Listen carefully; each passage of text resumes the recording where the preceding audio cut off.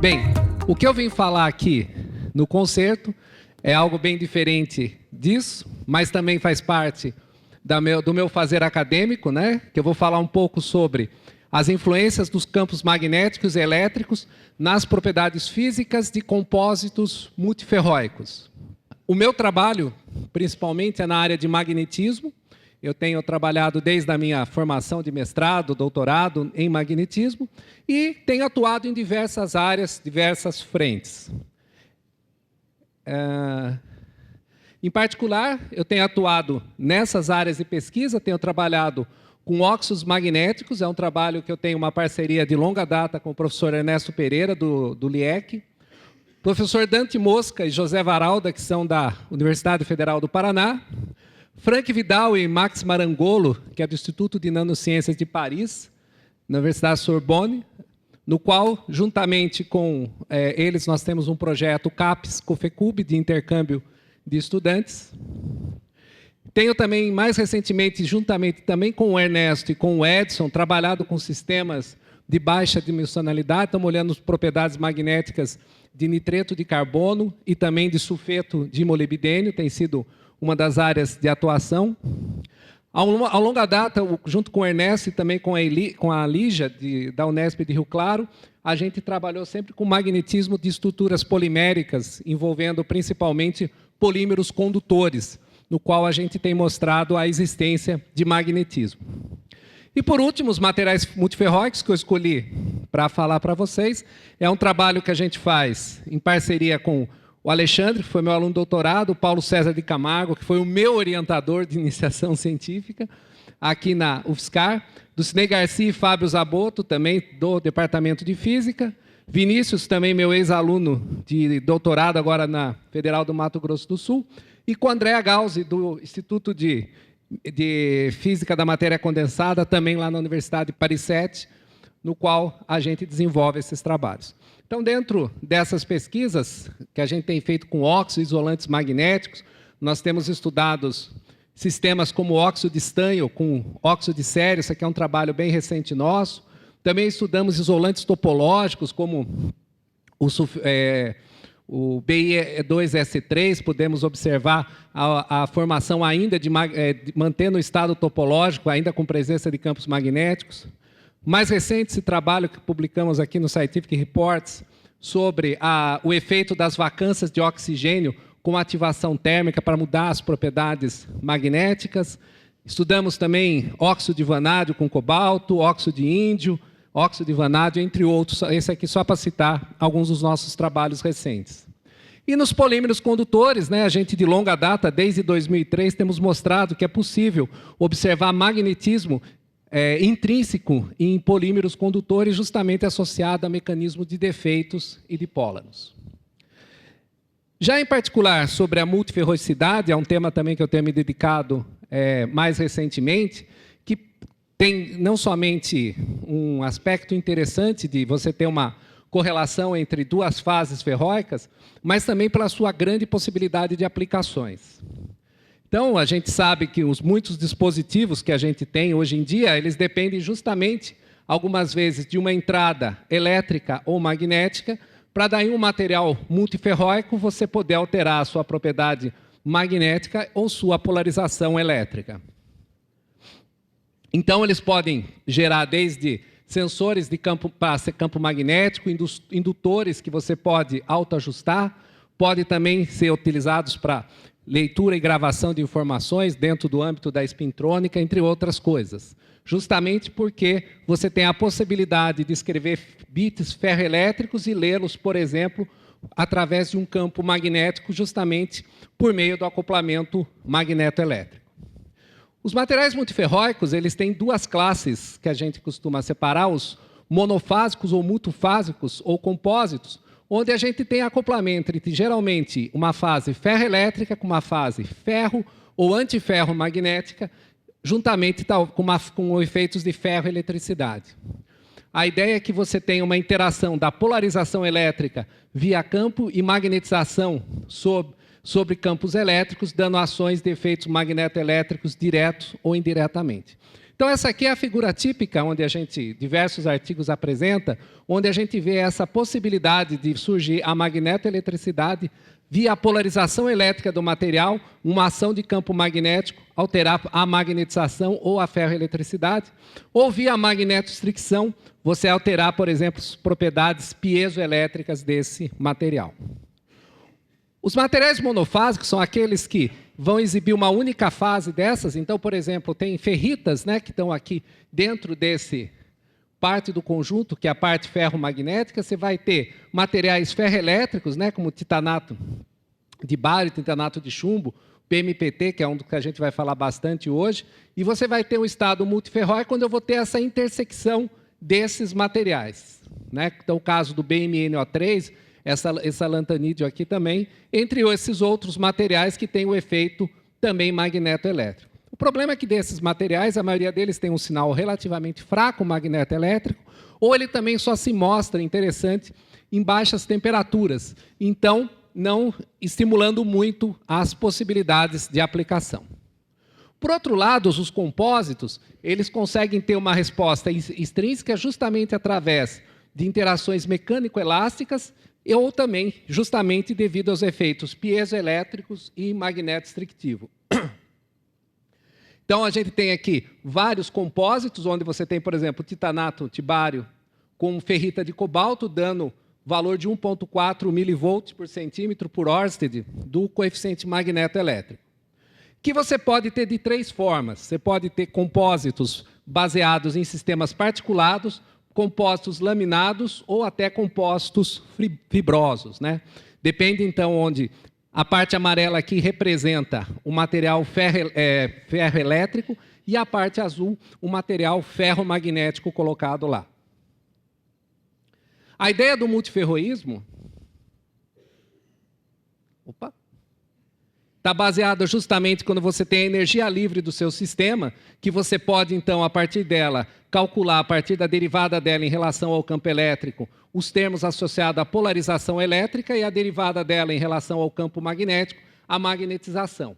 Então, é claro, em termos de primeira ordem, você vai ter diretamente a polarização e a magnetização, mas se você pegar de termos de ordem mais alta, você pode encontrar o acoplamento. E justamente o acoplamento entre essas fases gera o que a gente chama do tensor suscetibilidade magnetoelétrica.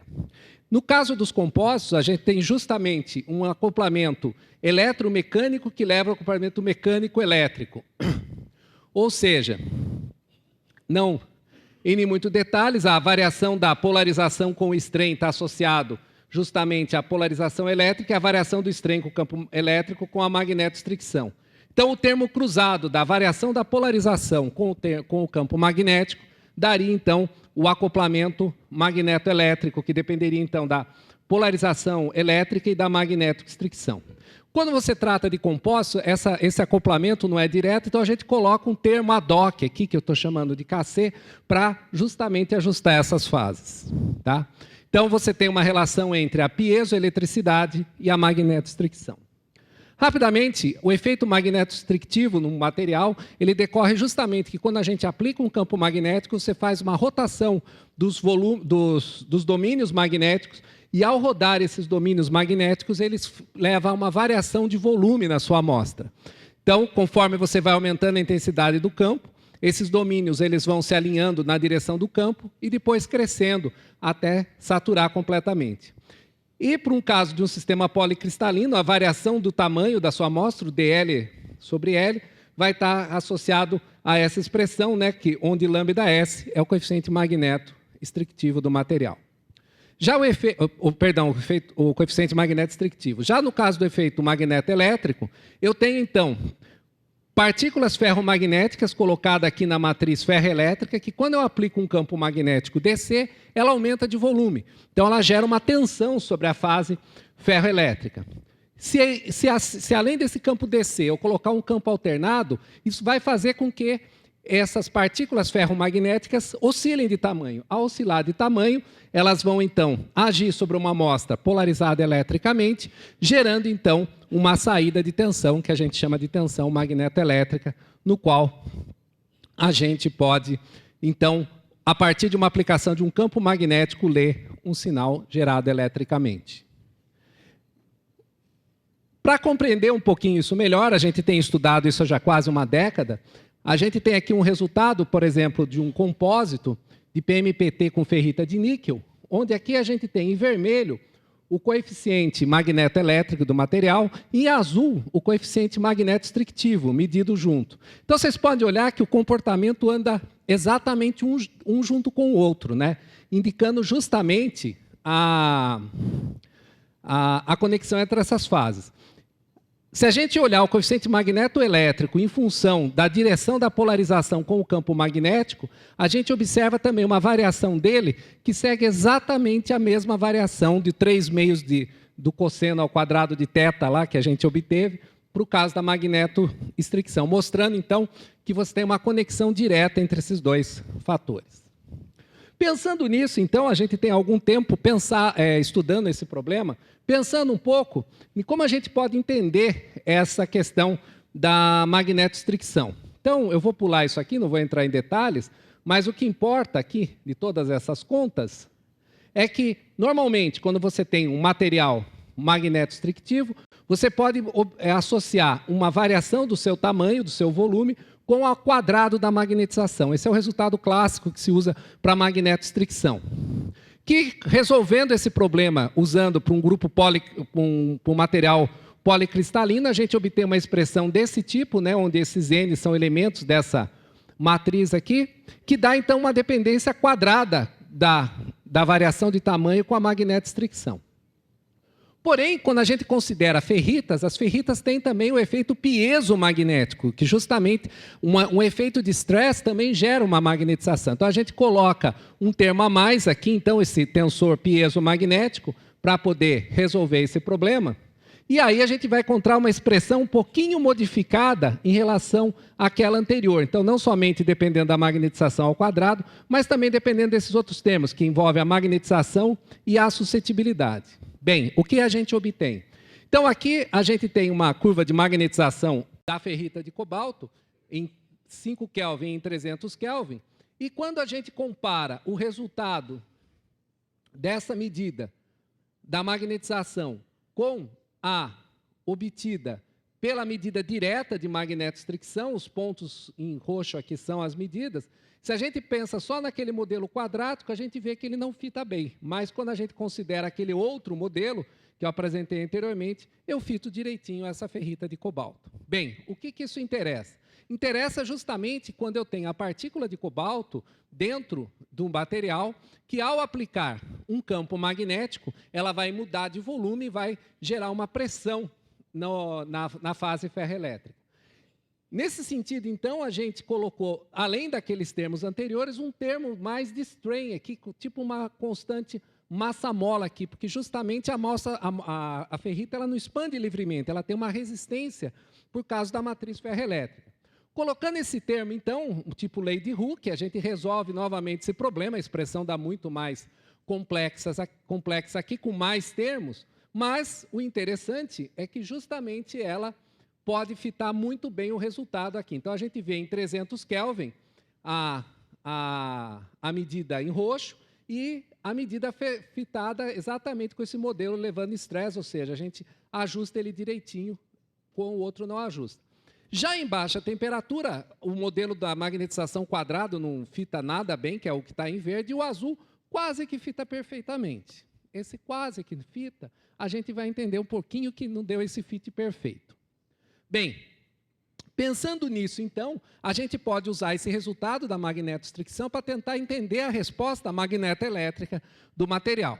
Então, aqui eu tenho curvas de magnetização em diferentes temperaturas e curvas de magnetostricção medidas também nas mesmas temperaturas. O que acontece é que quando eu faço a medida do efeito magnetoelétrico em função da temperatura, tanto em baixa frequência quanto em alta frequência, eu vejo uma mudança muito característica desse sinal. Ou seja, em temperatura ambiente, eu tenho tipicamente esses dois picos, que é o esperado do magnetoelétrico, como eu mostrei anteriormente para vocês, mas à medida que eu baixo a temperatura, ele vai mudando completamente. Em particular, a gente vê que tem uma forte dependência com a frequência. Na medida que eu aumento a frequência, o efeito fica bem mais complicado. Já quando eu trabalho com ferritas de níquel, esse resultado eu não vejo muita diferença quando comparo aqui com frequência de níquel, o compósito com ferrita de níquel e o compósito com ferrita de cobalto. Eu vejo uma diferença grande aqui, já que eu já não vejo um efeito dinâmico devido à frequência. Tá? Esse resultado vem justamente quando a gente vai tentar entender o efeito magnetoelétrico a partir daquele resultado anterior que a gente colocou, que vai dar uma expressão, onde vai aparecer aqui esse termo, que é a derivada da magnetização com o campo, que está justamente associada com a suscetibilidade magnética do sistema. A pergunta é, que suscetibilidade magnética é essa? Uma vez que eu estou trabalhando com o meu sistema em alta frequência. Fizemos, então, uma proposta que você tem uma magnetização que vai depender de uma interação com a rede de spin e não com a rede.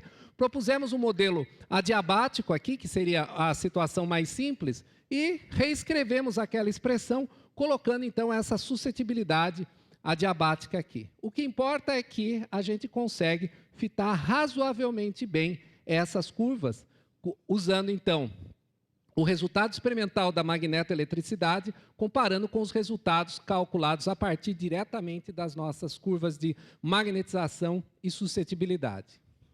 A ideia que está por trás disso é que justamente você tem o seu compósito, ele tem uma rede aqui de fônons ferroelétricos que vão interagir com a rede de fônons ferromagnético, justamente levando esse acoplamento, e vai tudo depender um pouco desse tempo de interação que a gente tem aí. A partir disso, então, a gente foi estudando isso com alguns detalhes a mais. Começamos a olhar, então, a relação desses processos, levando em conta os tempos de relaxação.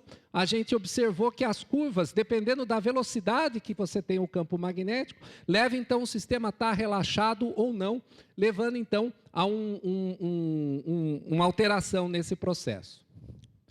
Caminhando nessa direção, para entender um pouco melhor, a gente sempre tenta ver como é que reage as propriedades elétricas do sistema com a aplicação de um campo magnético. A gente foi olhar aqui um pouco ao contrário. O que acontece com a aplicação da amostra polarizada, como que ela altera as propriedades magnéticas do sistema. E aí a gente teve algumas surpresas interessantes. Tá? Entre elas, o que a gente observou foi o seguinte, que a amostra, quando polarizada eletricamente, que aparece em vermelho aqui, em baixa temperatura e em alta temperatura, a gente tem uma redução da magnetização de saturação quando ela está polarizada eletricamente. Primeira ideia que vem é que, é claro, ao polarizar eletricamente a amostra, você tem uma variação também do volume da fase ferroelétrica. Porém, isso afetaria diretamente o que a gente chama do campo coercivo da amostra, que está justamente associado aos domínios magnéticos dela. O que a gente observou é que o campo coercivo é exatamente o mesmo em todo o range de temperatura estudada.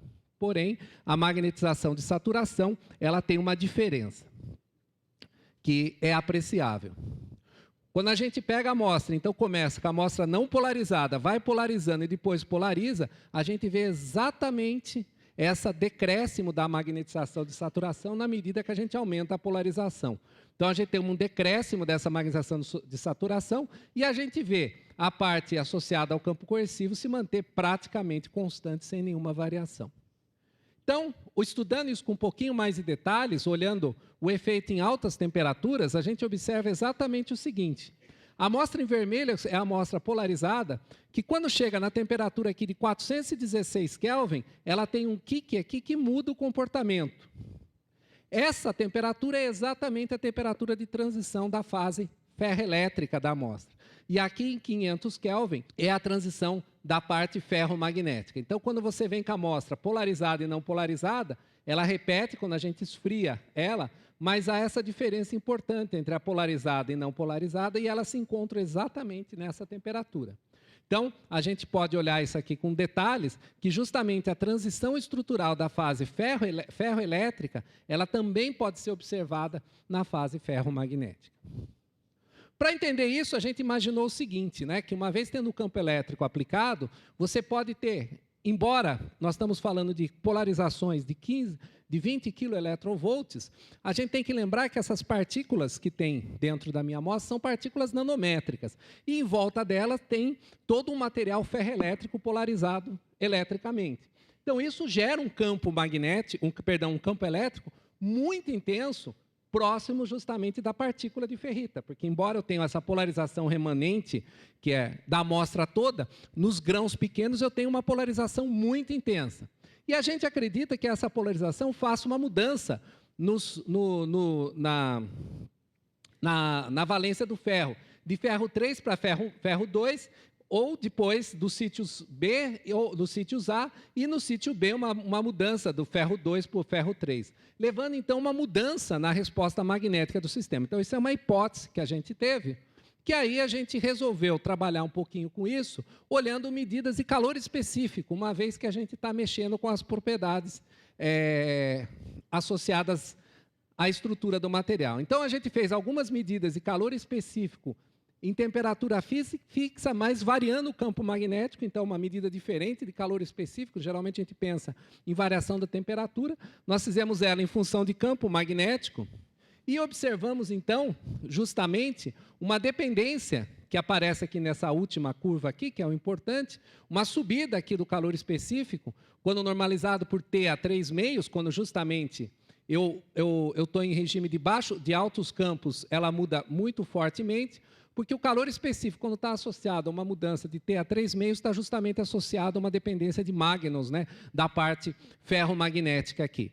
Então, a gente vê isso bem marcante na amostra não polarizada e polarizada. Colocando aqui, a gente percebe bem a diferença entre os dois casos. Finalmente, então, a gente quis comparar o que seria, então, a medida dos materiais independentes, por exemplo, só a ferrita e só o PMPT, a mudança dele em função da temperatura, do calor específico e do próprio compósito, que é o verde, né? Então, ou seja, a gente vê que o compósito é bem diferente do que a soma individual dos dois. Aqui eu até apresento o resultado normalizando 80-20, né, que é a proporção que eu tenho de ferrita e de PMPT e ferrita, a gente vê que as curvas aparecem bem diferentes. E essa subida que aparece aqui no compósito, em baixa temperatura, pode estar justamente envolvida com esse acoplamento que deve estar tendo nessa mudança dos íons de ferro, como a gente propôs ali. Tá? Então, a gente vê o ajuste que eu tenho nessa curva bem associado, quase em baixas temperaturas, ele foge um pouquinho do ajuste do T a 3,5, indicando talvez que eu tenha outro processo ocorrendo aqui. Eu vou pular essa tabela aqui, vou direto às conclusões, porque eu já estourei meu tempo aqui. Ainda bem que ele zera, ele não diz quanto eu já passei, né? As medidas de calor específico, então, mostraram que a gente tem as diferenças na condição da polarização elétrica e magnética, e isso está associado a uma destruição estrutural da componente tetragonal do sítio octaedro das ferritas, né? Mudando, então, provavelmente as valências eletrônicas. Finalmente, então, os compósitos multiferróicos são uma alternativa interessante para a gente obter materiais com efeitos magnetoelétricos, né, porque esses efeitos se exibem em temperatura ambiente, viabilizando aplicações em altas temperaturas, né. O estudo dessas propriedades, do ponto de vista magnético, permite que a gente entenda um pouco melhor o acoplamento entre essas fases. E os resultados das amostras polarizadas mostram que a gente tem que considerar na resposta magnética também os efeitos de polarização da fase ferroelétrica, que anteriormente a gente não considerava isso como importante, e a gente mostrou claramente que isso acontece. Tá?